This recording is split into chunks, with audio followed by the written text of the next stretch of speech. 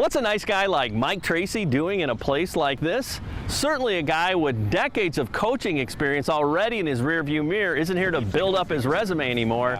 Actually, the reason he's here is exactly the same when he started his career.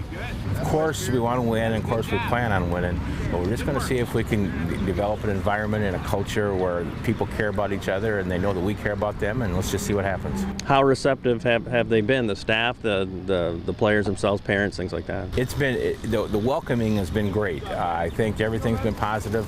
The thing I'm concerned about is I'll have to start coaching sometime, and then that'll screw it all up.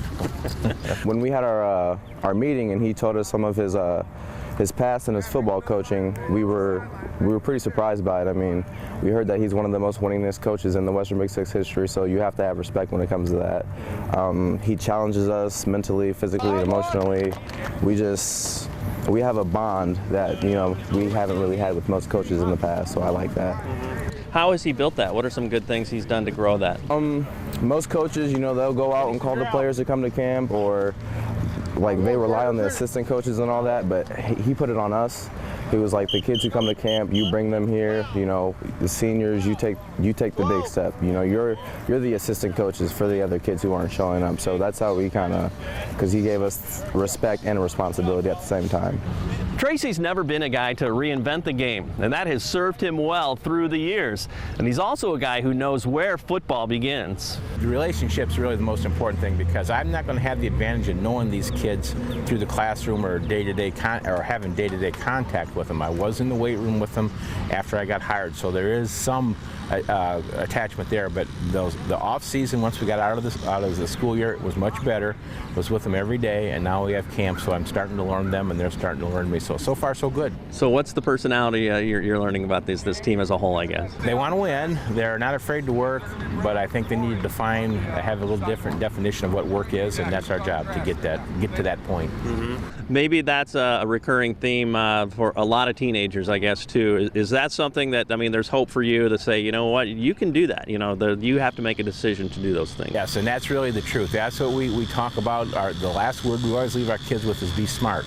And we try to stress to them the idea that you've committed to something, you've made sacrifices, you're dedicated. You could be around people that don't have those same feelings, and you have a lot to lose. Some of your other people, some of your friends you are socially, don't have the things to lose that you could lose. So we're just trying to educate them on the field and off the field as best we can. What do you see when you look into their eyes, knowing that you've looked into the eyes of guys who are now parents, I don't know, perhaps grandparents now too, you know?